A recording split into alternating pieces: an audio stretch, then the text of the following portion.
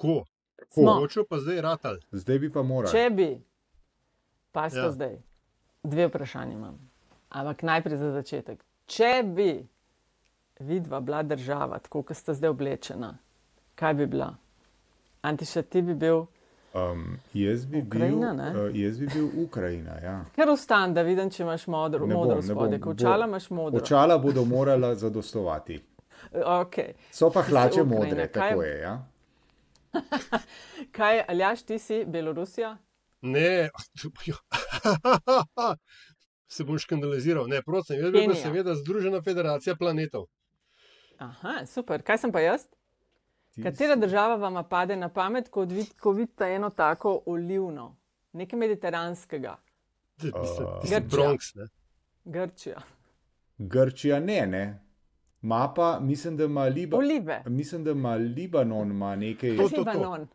Ja, Libanon ima, mislim, da cedro ima v svoji zastavi, se mi zdi. Tako je. Antiša, ti si viden dober za kvize. To se mi dva zalažem, zdaj poigrava z mislijo, da bi se neke kvize šli. Evo, Ja. vprašanje za vaju, nagradno, takoj v štartu. Ajde. Če tiska pravilno ugotovi, dobi 1 točkico v kategoriji politbizarke, kjer me sicer do konca sezone ne morete več ujeti, če tudi vsi 3 stopite skupaj. Ampak pazi to. Ajde, za 3 črtice dam to. Ajde, dej. Katero je morje, kako imenujemo morje, oziroma katero morje je to, ki ne meji na kopno? Kaj, to je nek geografski Framu. izraz? To je, ja, to dobesedno je eno morje, ki ne Si ti meji na povedal? morje in ima, ne nisi. In ima Morje ime. pri Framu, pri Mariboru. Ja, lej, to ne bo 3 točke ti prineslo, ker to je zelo resno vprašanje. Ne vem, res ne vem, ker si ne predstavljam, kako to je. Razen če je panonsko, ampak panonsko je na kopnem. Ne? Ne, dejansko je, to sem ga zadnjič imela na enem kvizu. Globoko morje, modro morje. Kakšno? Sargaško morje. To je območje Atlantskega oceana, tam tisti. Ki se trikotnik. hodijo Ne, jesti ki pri- meji, ne, ki meji na 4 tokove, ki oblikujejo oceanski vrtinec. In tako iz vseh strani so tokovi, na sredi pa to Sargaško morje. Okej. Sargaške alge. Srgaši so Kje se kraj ene nad ribe se Koprom hodijo? sicer. No, lej, evo, vidiš. sprav Sargaši. Ok, dej naslednje vprašanje. Zdaj sem tekmovalen postal. Ok, dober. Kateri 2 državi sta na Euroviziji Ja. Okay, dosegli največ zmag? Me ne zanima. Mislim, da je Luksemburg pa Švica? Irska. Ok, eno zate. Irska, Okej, Irska. 2 državi moš povedati. Irska pa Luksemburg. Pa. Ne. Irska pa pa Luksemburg, Italija. Luksemburg je toliko zmagal, da so se nehali jeti. Irska pa Švedska. Ok, dobro. Ok, še eno vprašanje, ajde, Antiša, ker si ti basketaš. Kateri podajalec v zgodovini NBA, kdo je najboljši podajalec bil? Največ točk v tem pogledu. No, Ti lahko zaupam No. še eno informacijo, No, dej. ki ti bo pomagala morda. Igral je v Utah Jazz. ne vem, res ne vem. Res ne vem. John Stockton. Stocktona poznaš. Ja. Sicer Skratka, pa Nataša, podajalec, Vidim, da z vama našla. podajalec ne dosega točk, če te smem popraviti. Seveda mu dajo točke za podaje. A to pa ja, ne da pa pik v Srček koš. ne se zdaj te športne stvari. Ne z mi mano ti kregati, srček, ne. no, a veš. Daj meni Srčica. pričam, v redu je. Kdo je vodil športno sceno, jaz ali ti? Ne mi zdaj, ja. Dober, Andraža ni, ne? Andraž ima Ja, ne vem, posel. kje je, mogoče nekje se je izgubil na poti Dobro. do semle. Tako da na tej točki verjetno vendarle treba na začetku reči, ne, Ja, da dej. za vse, ki nas poslušate prek YouTuba, se naročite na naš YouTube kanal, če se še niste, kle nekje pač ta gumb, najdete ga. Ja, Naročite se tudi na naš newsletter, ker je že vrsta. ja. Če nas poslušate, naročite se seveda na newsletter, tako da nam na info@metinalista.si pošljete, rad bi se naročil na newsletter. Enkrat na tej točki bomo imeli tudi obrazec na spletni strani, ampak nismo še tam, ampak več kot nas bo, prej bomo na cilju. z besedami velikega slovenskega državnika. Če nas poslušate v audio obliki, povejte še drugim in bodite naš sorodnik iz ozadja. In pa tisti, ki ste dobili posebno sporočilo LDGD in opravičujemo se po e-mailu, dajte pogledati vaše e-maile in nam za božjo voljo že odgovorite, ker če ne bomo morali reminderje pošiljati. Pozitivno. Tako. Srčki. Ja, no, lej, In zdaj, Nataša, mislim, da je čas, da ti poveš še rezultate politbizarke, pa gremo pa špički. Ja, najvišjem odstotku vas je navdušil predlog krožno gospodarstvo SDS, 53%, potem pa je bil J.D. Vance in referendum, sta se borila za srebrno medaljo, ampak J.D. Vance je zmagal s 23 oziroma 24%, 23 pa SDS v precepu. Tako da novi predlogi so tudi kar bogati. Teme pa... Ne, nismo še tam. Ok, dej špico najprej, pa pol povem. Sam nekaj še mi prej povej. Ne? Prvič, a je kdo od vaju, mislim, pa sploh imata v lasti obleko in a je kdo rekel hvala? Misliš, če imava sponzorja? Ali kaj? Ali jaz to zdaj ne moram kakšno reakcijo dati? Do you even own a suit, Mr. Zelensky? And have you even said thank you? Ok, ja. Ok, sorry, ta je bila pač. I won't quit my day job. Ura je 9:55, ko to snemamo. Ampak za naslednjič te bova vedela, kje naj jo čakaš, a ne, Antiša? Tako je. Pred nami je častna naloga. Najtežje funkcije v politiki bi predsednik Socialnih demokratov. Milan Kučan, Janez Zemljarič, Janez Stanovnik, Franc Šetinc. Ali bo Nova Slovenija še sodelovala v vladah, ki jih bo vodil Janez Janša? Je odgovor ne. Srečna Slovenija, če govori v kamero. Na Zahodnem bregu gledamo genocid. Sam ocenjujem, da je seveda najprej potrebno narediti domačo nalogo. Tako da gre to za neke teoretske razprave. To je LDGD, podcast, ki nikogar ne podcenjuje in ničesar ne jemlje preveč resno. V imenu svojih najbližjih in v Božjem imenu vas pozivam na lov. Pa dobro, pa kaj tebi ni jasno, zdaj pa se upravičujem, no? Ampak resno se upravičujem. Ok, Aljaž, malo smo spremenili špičko, ne? Da bo bolj v skladu z današnjim časom. Ne? Spremenili so nam jo, tako rekoč, ne? Ker se mi se odzivamo in spremljamo dogodke. Mi smo LDGD, podcast, ki ničesar ne jemlje preveč resno, ne? Še najmanj pa sam sebe ali pa politike. Se vem, da sem po 7 sezonah to še vedno se nisem tega naučil. Ne, ampak to je to. To je to.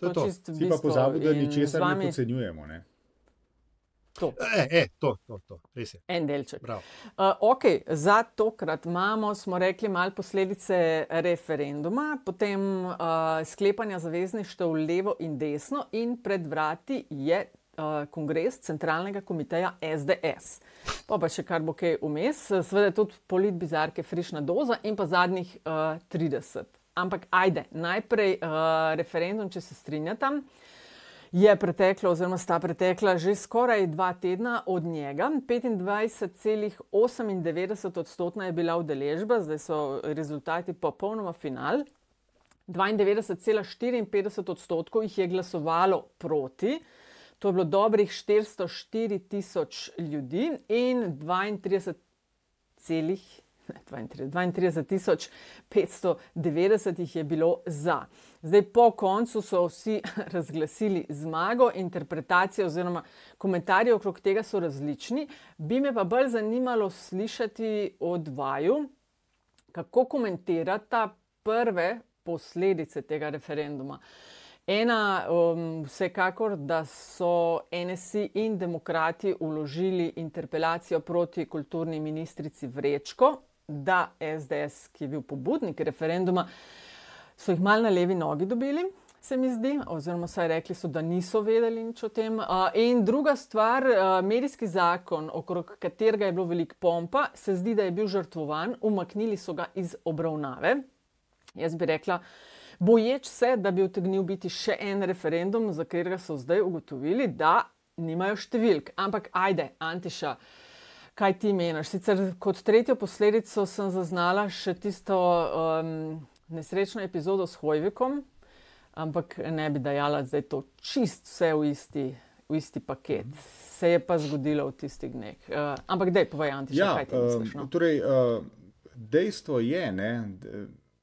je, da so očitno blok, ki je nasprotoval vladnemu predlogu oziroma ideji, da uredi vprašanje dodeljevanja pokojnin za izjemne dosežke v kulturi, se pravi, nasprotniki so, bi rekel, prišli na okus. Ne? Po tistem, ko so na referendumu zmagali, in zdaj bom naredil en pomišljaj, ne? Jaz v bistvu tukaj sam zastopam mnenje, da so seveda na referendumu zmagali nasprotniki zakona, se pravi opozicija, ne pa vlada, ker osnovno gibalo referenduma je bil poskus ustaviti uveljavitev tega zakona in to je predlagateljem uspelo, konec vmesnega stavka. Ne. Prišli so na okus in tukaj smo zdaj priča ad ena interpelaciji o delu in odgovornosti ministrice za kulturo, Aste Vrečko, ad dve Nataša interpretacija, ki si jo omenila, se pravi zakon o medijih je bil umaknjen, ne? To je druga, bi rekel, ovira, ki jo je naplavil po referendumski čas. Ne? In jaz mislim tako, da kot sem enkrat tik po referendumu rekel, če parafraziramo Jelka Kacina, ne? Uživajte, dokler lahko, gospe in gospodje na oblasti, namreč bolje ne bo. Jaz mislim, da se bo pritisk nanje se bo stopnjeval, to je evidentno, z namenom, da tudi tisto, kar bi morda pogojno lahko pripeljali še kakšen korak dlje v uresničevanju volilnih zavez, tega ne bodo mogli, zaradi tega, ker se bojo morali ukvarjati z odgovarjanji na interpelacijo, z vprašanji, kater zakon še umakniti, zato da ne fašejo novega referenduma in tako naprej in tako naprej. A veš kaj, sem jaz tu, če bi dala v debato, glih to, kar si zdaj rekel, uživajte dokler lahko, sem se spraševala, a je res, seveda so po mojem mnenju tudi izgubili in to brutalno, ampak a je to slabo za vladno koalicijo? Razmišljam namreč o tem, ker se je takoj začelo tudi komuniciranje. Lejte, kaj boste dobili, če zapustite naš tabor. V smislu, a so dovolj hiter dobili streznitveni napitek. Ne vem, to sem razmišljala. No. A je mogoče to bilo res slabo, ker če bi pa zmagali za tiste, ki navijajo za vladno stran in stranke, ki so del te koalicije, a veš, da bi jih pa mogoče malo spavali. Zdaj so pa videli, fuck, ne? Vrak odnjo šalu. Vrak odnjo šalu, ne. Aljaž. No. Kar izvoli, Aljaž. Ja in ne. Definitivno se je začelo obdobje taktiziranja in mislim, da moramo umik oziroma uradno stališče je začasni umik, predstavitev na junijsko parlamentarno sejo. Moramo gledati v tem kontekstu, ne? Ker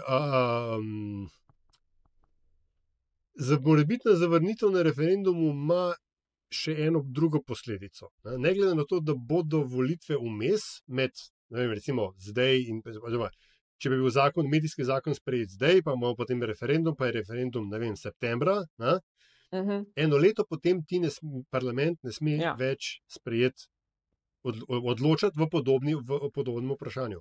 Kar pomeni, da tudi ne glede na to, da bile volitve vmes in recimo, da ta koalicija dobi še en mandat v, malo drugačni kompoziciji, ali pa z nekimi dodatnimi člani, je medijski zakon eno leto na ledu. In zdaj, če oni optimistično računajo, da bodo mandat ponovili, se jim seveda bolj splača, je bolj smotrno, bolj taktično zakon zdaj umakniti in ga po volitvah še enkrat pripeljati, morda malenkost modificiranega.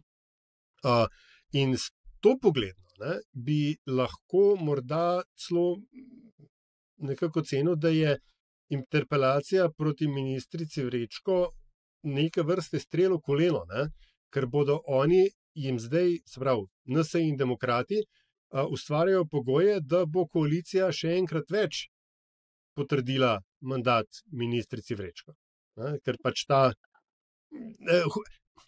Ampak v redu, recimo v redu. Njej bodo potrdili mandat, ker kao nočemo se pokazati razpoke med nami tik pred volitvami. V bitki narativov, ne, se potem ta odnos kar naenkrat majčkeno bolj izenači ali pa izravna, ker seveda zdaj trenutno, tako kot sta oba ugotovila, desni pol jaha na te referendumske zmage, ki ni samo njihova, ne. To mislim, da smo se že tudi preden je Valikon delal tiste analize, smo ugotavljali, da je to primarno, oziroma da gre za nek širši krog ljudi, ki nasprotuje vladi, ne nujno samo za volivce SDS-a in da so se ne ravno proti pričakovanjem tukaj noter našli tudi ljudje, ki so načeloma Golobovo vlado nekoč podpirali ali pa ki morda celo podpirajo kakšno od koalicijskih strank. Dobro, samo pod črto to ne bi padlo, če ne bi SDS zagnal ampak hočem reči, da je sentiment, ki ga je zajel ta referendumski rezultat, je širši od zgolj čiste partijske linije. In to je pa se navezuje na to, kar si ti rekla, ja, to je lahko še pravočasno opozorilo Golobove vladi, da shit got real, in da se zdaj ni več časa za zabavati. Treba zdaj te stvari pripeljati do konca, da je kampanja se je začela v nedeljo, predvolilna kampanja se je začela v nedeljo 11. maja in bo trajala, še vedno vztrajam, po mojem mnenju, do 8. marca. Ne vemo seveda, kdaj bodo volitve, ampak mojih 20 evrov gre na 8. marca. Ja. Tako, tam enkrat, če bojo više manje redne. Oziroma 8. marc pomeni predčasna, ampak to pomeni predčasna za 2 tedna, skratka. Tako. Redne, zares. Ja. Nič od tega. Kaj bi še okrog tega zakona? Oprosti. SDS je rekla, je to tudi vložila zahtevo oziroma predlog zakona, ki bi razveljavil obstoječi zakon iz leta 1974. No in parlamentarec v meni, ali pa pravnik v meni, se je spomnil, da če imamo mi zdaj referendumsko odvoljo, ki je rekla, ki je zavrnila spremembo oziroma uvedbo novega zakona, ali to pomeni, da v resnici parlament ne sme glasovati tudi o razveljavitvi starega zakona, ker je narod že o tem vprašanju širše gledano enkrat odločil. Ne? Tako da izziv za vse ustavne pravnike tam zunaj, ne? Ali je razveljavitev obstoječega zakona v bistvu v nasprotju z referendumsko voljo ljudi. Ja, ko boš vprašal leve, bo je tako, ko boš vprašal desne, bo je tako. Ampak odločitev bomo rabili. Antiša, to paktanje NSI in demokratov za to interpelacijo, a ti tudi vidiš, tako kot je Aljaž glihkar omenil, da se mu zdi malo strelo koleno po veliki zmagi na referendumu, ali ne? Jaz osebno, moja prva reakcija je bila, da vsaj strani demokratov ne tako neumno, ker imajo toliko malo časa, da karkoli kje povejo in jim to prinaša vsaj v medijih neko prezenco, oglašanje in tako dalje. Pa da jih je malo zares, ki pričakujejo, da bi vrečko padla, ker pač imajo tako brutalno večino. Ne vem, kaj misliš ti, Antiša? O čem? A je to strel v koleno? O tem paktanju, tako rekoč za hrbtom SDS-a, kar se tiče vložitve interpelacije, ne? In a je to dobro za te, ki so zmagali na referendumu, ali ne tako zelo, kot se meni? Kamor sodi tudi SDS, ne? Ja. Seveda, ne? Ki je bila pravzaprav, kot razumem, pobudnica, ne? Ne vem, ne? Vsekakor je to poskus predvsem za demokrate, ne? Predvsem za demokrate, da se vzpostavijo, se pravi, da pridejo v zavest javnosti kot stranka, ki deluje, ki ima iniciativo, ki se trudi, ki postavlja svojo agendo, tako da jaz mislim, da je to v tem smislu bilo predvsem strani Anžeta Logarja in njegove ekipe, je bilo premeteno oziroma pametno, ne? Zdaj, tukaj je, oziroma veste, tukaj je še NSI, ki je dolgo progašica, je že dolg na tej sceni in seveda NSI je, če se ne motim, kmalu po referendumu od Janeza Janše hitro dobila eno klofuto, ne, v obliki pristopne izjave, pridite k nam, ne? Kako si rekel ti, Aljaž, več nas bo, hitreje. Več nas bo, prej bomo na cilju. Prej bomo na cilju, ne? To je tukaj bi jaz dal točko Janezu Janši za uno, tako, ok, v pozitivnem smislu žlehtobo, no, tako bi rekel, ne? Ta poteza, jaz moram reči, ta poteza me je kar nasmejala, ne? Oziroma, to lahko nekdo, ki ima res zelo dolgo prakso v politiki, o čemer bomo, kot sem razumel, Nataša, napovednik oziroma tvoja napoved še nekaj kasneje govorili, ne? Ampak to je poteza, ki jo narediš, ne? Pa kdo razume, no, tako bom rekel, ne? If you know, you know. Pa poteza nekoga dost samozavestnega, ki ima svoje očice na broju, ne? Seveda, in ki ni pozabil puščic, ki jih je v njegovo smer sprožil v zadnjih, se pravi, 3 letih Matej Tonin. In seveda ne pozabimo, tukaj je tudi Anže Logar, ne? Ki, če seveda stvar ni dogovorjena, ne? Jaz to še vedno dopuščam, ne, med Janezom Janšo in Anžetom Logarjem, Janez Janša oziroma politik njegovega kova to vrstne izjave ne pozabi, je ne pokoplje in to bo vedno zamera, ne. Izvolite, se opravičujem. No, klele bi pa nadaljevala, ne, bi super, da lahko nadaljujemo na drugo točko. Skratka, pred vrati je kongres SDS-a v Ormožu, kjer bodo potrdili zmago predsednika, novega starega predsednika SDS. 10. mandat zapored bo dobil Janez Janša. Pred 4 leti je v Slovenskih Konjicah zmagal z 99%. Ne, itak je bil edini kandidat. Preden grem naprej, ali lahko tokrat Janez Janša premaga samega sebe? In dobi več.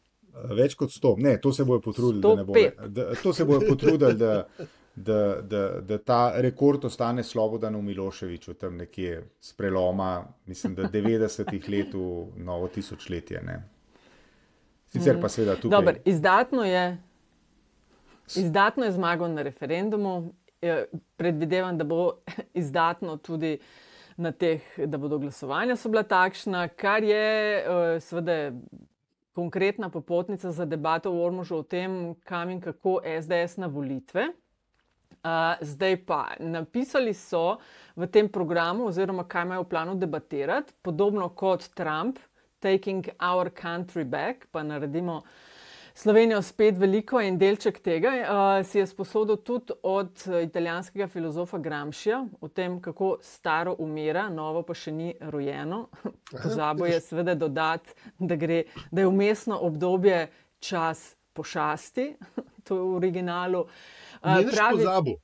A ni, je dodal.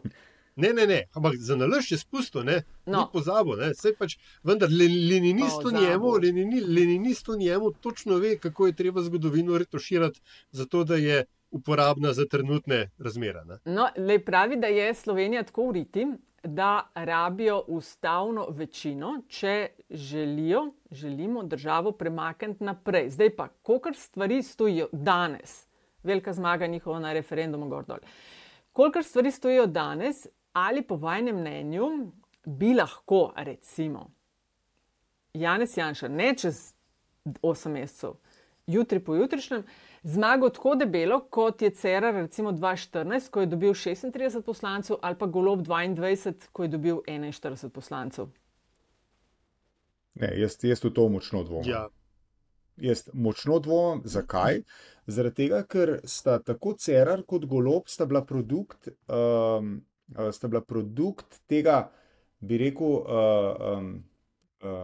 loterijskega uma v slovenskem volivcu, da tako rečem, ne? Se pravi, so stavili na njih, ne da bi pravzaprav vedeli, kaj je tisto v celoti, ne? Kaj je tisto, na kar stavijo, ne? Medtem, ko Janez Janša je v politiki, se pravi, ne, 35 let plus, ne? In pri Janezu Janši zelo dobro vsak, ki ga politika zanima, ve, kaj z njim dobi. Tako da jaz mislim, da je to iluzorno, oziroma da je to, on ne more računati na tak rezultat. Absolutno ne. Zdaj, o tem, na kakšen rezultat lahko računa, bi več vedel povedati seveda odsotni Andraž, ne, tako da mogoče Aljaž, ti imaš kakšno oceno, ne? Mislim, je bilo sam, a mislite, da je to možno, pa po mojem smo vsi enakega mnenja, da ne. Ne. Obstaja scenarij, kjer je po mojem za SDS dosegljiv Cerarjev rezultat plus minus. Golobov ne, ampak tam 33 do 36 pa ob pogojih hude polarizacije, nizke volilne udeležbe in absolutnega, in to je ključno, absolutnega srkanja kisika na desnem polu, je pa to dosegljivo za Janšo. Ampak v tem primeru bi bila to, po mojem mnenju, Pirova zmaga, ker on seveda zato, da bi on dobil že absolutno večino, kamoli ustavno večino, rabi koalicijske partnerje, ker je pač naš sistem tak. In zato, da bi on dobil svoje naravne koalicijske partnerje, rabi NSI, morda demokrate, ne vem koga še zraven, mogoče kakšno novo stranko, ne vem, Resnica, ker pač oblast ne smrdi. Resnica, čakaj, Resnica, si videl zadnje izjave od Stevanoviča? Kot ti sama rečeš, ne, you campaign in poetry and you govern in prose. Ne? Ampak, kakorkoli, hočem reči to, da je na desna sredina, desna in skrajna desna je pač omejen manjšinski del volilnega telesa. In se pravi, več ko ima tam Janša, manj imajo njegovi potencialni partnerji in je neto izkupiček bolj ali manj tam. Zato mislim, da tudi če je Janšov rezultat dosegljiv, gre to na račun njegovih naravnih zaveznikov, in bo pač še vedno isti jezni Janša. Sam to predpostavlja, Aljaž, ta teorija predpostavlja, da bi on delal v koalicijo samo in izključno z desnimi. Misliš, da sredinsko levo, kakšno stranki to ne bi? Mislim, jaz itak pač SD sploh v trenutni navezavi, po mojem, da so glavni osumljenci za kakšno tako cross-platform koalicijo. A v tem primeru, veš, se pa pol zgodi kaj, ne? Pa recimo SD gre na dva kosa, ker boš tam tudi dovolj hardkorovcev, ki pač Janše ne morajo, ne? Itd. Skratka, to bi bila zelo nestabilna, zelo problematična koalicija, ki ne bi imela nekega hudega mandata, ker Janša si pa želi mandat. Ne? To je želja po ustavni večini je mandat za... Antiša, ti si jaz sem se recimo hotel iz tega polja napovedovanja in špekulacij prestaviti pa potegniti eno tako malo za hec, pa ne toliko zelo za hec, ne, eno zgodovinsko usporednico, ne. Mislim, da je Andraž, zanj sva se nekaj pogovarjala in je rekel, da ko bo Janez Janša zaključil mandat, ki se mu obeta zdaj, bo on na oblasti v partiji dlje, kot je bil na oblasti po drugi svetovni vojni tovariš Tito. To smo že zanj, da je v Evropi, da mu ni para niti svetu. Jaz bi nekaj drugega zdaj, to ne, bi hotel reči, ne. Jaz sem preberal neke te biografije Papirjevca pa tako naprej o Josipu Brozu Titu. In tisto, kar me je presenetilo, jaz sem otrok seveda 70. in 80. let in mi smo bili v bistvu vzgojeni nekako v šolani in tako naprej, ne, v tej dilemi, ali je Tito predsednik samo Jugoslavije ali mogoče kar celega sveta. Ne. In potem, veš, greš brat zgodovinarje in bereš te knjige in ugotoviš recimo, da je že recimo v zgodnih 70. letih so bile situacije, ko je Tito odšel na te neke plenume, CK-je, ne vem kaj vse so imeli, ne, in ni bilo gotovo, da bo on z teh sestankov prišel ven kot zmagovalec. Tam so bili Stane Kavčič, Latinka Perovič, Mika Tripalo, potem so bili Savka Dabčević, Kučar na Hrvaškem in tako naprej, pač neki te mladi levi partije, ne, da tako rečem, ki so mu kar močno dihali za ovratnik. Ne? Se pravi, tovarišu Titu, ki je v rok ugnal Stalina in kompanijo. Ne? Janezu Janši se kaj tazga, vsaj ko gre za strankarsko dogajanje, niti slučajno ne more zgoditi. Kar dosežek, kaj? Dosežek, Če nadaljujemo tvojo zgodovinsko primero, ne? Ko je tovariš Tito nehal biti šef partije, ne, in šef države, je šla pa tudi država v kurac. Tako da, po mojem, pa, veš, je pa to perspektiva SDS-ov, ne, ko imaš ti toliko časa vodijo, ki imaš ti 2 generaciji mladih SDS-ovcev, ki poznata zgolj in samo tovariša Janše za predsednika. Ne? Kaj se bo zgodilo, ko on enkrat več ne bo? In tukaj mislim, da je največja nevarnost za SDS. In ja, veš, zdaj, če se malenkost dotaknemo incidenta ali pa dogodka prejšnji petek, taki mladi kadri, kot je Andrej Hojvik, ki se naredijo, ki dobijo nek renome z uspehom političnim, kot je bil referendum tale 11. maja. Ne? Cena, ki jo oni plačujejo za to, da ostanejo dovolj blizu vrha in vendar ne ogrožajo vodje, pa nočem implicirati zdaj, kaj je zadaj, ampak sej imamo tudi druge. Veš, Milan Zver je bil odstavljen, Romana Tomc je bila izgnana v Bruselj in vsakega časa poskuša nazaj. Romana Jordan, ne? En kup ljudi, ki je plačal neko strašansko osebno karierno ceno za to, ker niso dovolj dobro znali oceniti, dokam še lahko grejo, od kjer točke naprej pa vodjo ogrožajo. Ne? Si omenil, da je šla Juga Cogrund po Titovi, predpostavlja, da je bila Juga v dobri formi, ne, takrat. V bistvu, ali je pa naredil uslugo, ali se je pa usluga takrat naredila vsem nam, da je enkrat šlo Cogrund. Ampak ja, tehnično smo se razgradili, ja. Ne, kot radi rečejo, ne, the decline is slow and then it happens all at once. Situacija v Sloveniji je zelo razklana. Na levi po vrsti zagotavljajo, s kom ne bodo sodelovali, Golob oziroma Gibanje Svoboda, SD, Levica itak, na desni enako NSI, da z Janšo ne bodo sodelovali.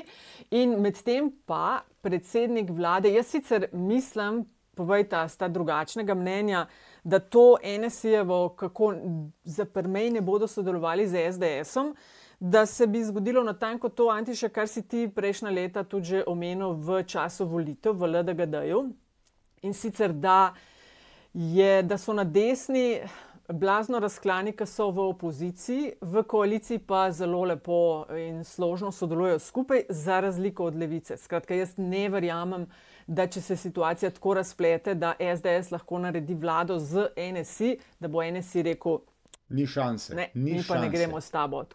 Tako, jaz tudi mislim, da je to tist. Nehajte ponavljati, ker vam noben glede tega ne bo verjel. No, to je eno. Drugo pa predsednik vlade Golob, Gibanje Svoboda, poziva koalicijski partnerici k sklenitvi neformalnega pakta o nenapadanju v letu volitev. Da je skrajni čas, so zapisali, da se na levi sredini malo zamislimo nad tem, ali je še čas za drobljenje sil, ker ta čas je po njihovem minil. V prihodnjem letu bo treba vse sile leve sredine povezati. Ok, NSI recimo, da smo dali ad acta, kaj pa menite o tej pobudi predsednika vlade, ker v zadnjem letu bi rekla, da to nenapadanje, te pakti, se jih predvsem v GS-ju niso najbolj držali. In tudi recimo, da lahko v tem vidimo tudi majčkeno zmanjšano samozavest, kako se bo dogajanje na volitvah odvilo. Ne? Robert Golob ni bil politik, ki bi se pretirano oziral na to, kaj mislijo njegovi koalicijski partnerji. V tem smislu je bil kar precej podoben Marjanu Šarcu kot predsedniku vlade, ne, ki je zelo rad discipliniral znotraj koalicije ljudi, politike in stranke. Tako da jaz bi bil tukaj skrajno previden glede tega poziva, zaradi tega, ker se vemo, ne. Na koncu je zmeri tako, pa se nismo mi, to mediji pišejo. Ne? A veš, mi pa na medije res nimamo nobenega vpliva. Kaj ne, da ne? Niti blizu. Ja, sploh na ene parih straneh, ki je, kaj vse ta vlada naredila bolje od drugih. Ja. Tlej bi bilo pač verjetno premijeru Golobu mogoče vendarle reči, da ne neha projicirati, ne? Ker kot si rekla, te stvari so predvsem iz njihovega konca prihajale. Sej so se seveda koalicijske partnerji, oboji so, mislim, vsi troji imajo že dovolj kilometrina zdaj, da znajo tudi udarce vrniti. In sploh potem, ko je zbruhnila afera Litijska, smo lahko gledali to vrstna podmukla obračunavanja z tem istim izgovorom. Ja, ne, mi nimamo nič, in to pač so mediji pisali, kaj pa mi vemo, odkud mediji dobivajo vire. Nekaj drugega bi pripomnil. Neformalni pakt, jaz sem mislil, da obstaja že formalni pakt, ki pač prepoveduje nenapadanje, pogodba, ki se mu menda reče tako, ne. Tako da dejmo, večkrat resnosti bi vsem prosil. Sam za povzetek, tisti, ki ne spremljate dogajanja vsak dan, kdo vse išče zavezništva s kom, se pravi NSI z demokrati pa Lotričevim fokusom, Levica se vse bolj sliši glede združevanja z Vesno in verjetno ni šlo mimo vaju, Desus in Dobra država sta se medtem, ko se nismo videli, združila v stranko Generacija moja. Zdaj bo pa vse drugače. Vodstvo prevzema dr. Vlado Dimovski, Erjavec, oziroma ne vem, če ga kaj spremljate, kdorkoli upravlja z njegovim X kanalom, sicer kar precej skače ven na tem kanalu, ampak se mi zdi, da je njegov vlak, čeprav je poskušal ali pa poskuša z neko svojo stranko, da je ta vlak mogoče odpeljal. No, ampak vsi, imam občutek, se pa bojijo Prebiliča. Na desni se ga bojijo, na levi pa mogoče še malo bolj, ker jim je jasno, da če dejansko pride z neko svojo stranko, to zdaj poslušamo pa res že pač 1 leto o sestavljanju, bi jemal levo od sredine, gotovo ne. Sredina levo od sredine. Mislite kaj drugače? Ne vem, meni se zdi... A se ga upravičeno bojijo? Jaz mislim, da imamo spet ta, samo izpolnjujočo so prerokbo. Zato, ker toliko časa se ga bodo bali, da se bo dejansko naredila neka osnova, na podlagi katere bo ta človek dobil neko, ne vem, glasove, zaupanje, kot dalje. Ker eno je kandidirati za predsednika republike, dobiš kaj 14% v zelo razdrobljenem polju. Drugo bo pa neko platformo imeti, nek program, neko ime, nekaj dati od sebe, imeti neka stališča, končni fazi, ker Prebiličev zaenkrat zelo pohorjansko... Se stališča ima, glede Gaze je bil dosti konkreten, glede tudi je okrcal zdaj Gibanje Svoboda in te puščice, ki so letele v njegovo smer. Mislim pa meni se zdi, da njemu pa to, da od sebe daje konkretne stavke, pa ne gre očitati. A se ti zdi? Ne vem, jaz pa nimam jaz imam pa tak zelo pahorjanski vibe pri njemu, ampak ne vem, glej, maybe I'm wrong. Ki je zmagovit. Ampak zdaj pa to... Kaj pa naša zmaga?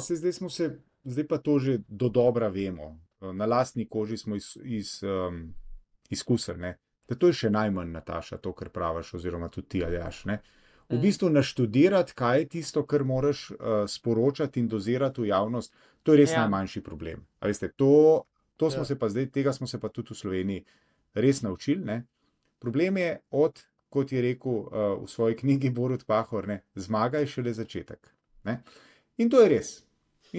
Ker ko ti zmagaš, pa začnejo muhe leteti nate, pa čebele, pa vsi se hočejo prisesati in tukaj pa potem atirata, altinerata. Mi smo imeli serijo politikov, ki so to zelo dobro naštudirali, potem so se pa v ponedeljek zbudili z mačkom in pa je bilo, kot je bilo. In za serijo SMS-ov na telefonu od ljudi, ki jih niso poznali. Ja, točno to. Kaj una reklama, kaj je bil Joško, tisneš najboljš prijatelj, Se spomnite te reklame? Joško, tisneš najboljš. Se res ne spomniš? Da je spomnim. Mislim, mogoče se kdo mogoče. Mislim, da je bilo za Loterijo Slovenija, ki je neki, kaj je bilo, neke vile, pa gnoj, pa ne vem kaj, in po je zadev na... Tisti modeli od jebega, Ali je spodjen zaklad najdu, ali nekaj podobnega, in po jih je imel v hipu tako. Zaključek reklame je bil Joško, tisneš najboljš prijatelj, 25. Cool. Gremo mi na bizarke? Pejmo na bizarke. Jaz bom ta zadnji. Rednega dela je konec. Ti bi bil jaz bom ta zadnji, ker bom potem prvi pri zadnjih 30. You wish. Aljaž, želiš začeti? Dobro, bom pa jaz, ker sem ga že omenil. Andreju Hojviku seveda želimo okrevanje in dobro počutje in mir tako in drugače. Se mi zdi pa pač celotno brbotanje, ki se je zgodilo okoli tega dogodka, prejšnji petek, kaj bo en teden po tega, ne? Od tega zanikanja, da se karkoli vse, pa je narobe, če gre poslanec na streho, pa pač dol ljudem kaj se dogaja. Ne? Do tega, da so, ne vem, v resnici ta levi krivi, ne, globoka država ga je v bistvu pognala in kje gor, ne, do pač vseh zlohotnih ocen, ki jih ne bom na tem mestu ponavljal, ne, češ kaj vse bi se moralo še zgoditi tisto popoldne, ne. Sej, vsi mi kle mal, ne bom rekel, da profitiramo, ampak seveda imamo pač prste zraven v pač mešanju te kloake, ki je slovenski politični prostor, ne. Ampak vsaj mečken spodobnosti, mečken samoomejevanja in zavedati se, da v čist vsega pa tudi ni treba povedati javno, pa tudi, če se ti zdi še tako zabavno, pa misliš vdihniti, stopiti korak nazaj, pa mogoče poskušati vsaj razumeti stisko tistega hipa, pa to ne pomeni, da se je kakorkoli s človekom politično ali pa svetovno nazorsko strinjaš. Sam to. Ok, to je moralka, kaj pa bizarka? Rekel sem vso to brbotanje, vse to, kar se je okoli tega navlekel. Ok. Brbotanje okrog tega. Ok, jaz se bom pa, veš, da tu če kar vrnila na referendum, čeprav sta 2 tedna plus, odvisno kdaj poslušate to epizodo, že mimo, ampak se mi zdi, da je bilo to tako bizarno, da si zasluži, če ne drugega, omembo, in sicer naslovka Dela po referendumu, ponedeljkova naslovka. Po referendumu, ki je res velika zadeva, ki so ga predlagatelji dobili nadprepričljivo, s katerim smo se ukvarjali tedne in tisto nedeljo še posebej intenzivno, v ponedeljek v izdaji kakor osrednjega največjega blabla slovenskega časnika, o tem ni bilo niti ene besede na naslovki. Še več, bila je anketa o tem, kako je Svoboda zmanjšala zaostanek za SDS. Meni se to zdela tako res lepa in konkretna bizarka in si zasluži mesto v tokratni izdaji. Toda naslovka Dela po referendumu je moja bizarka. No, Antiša, zdaj pa še ti svoje. Ja, jaz bom pa se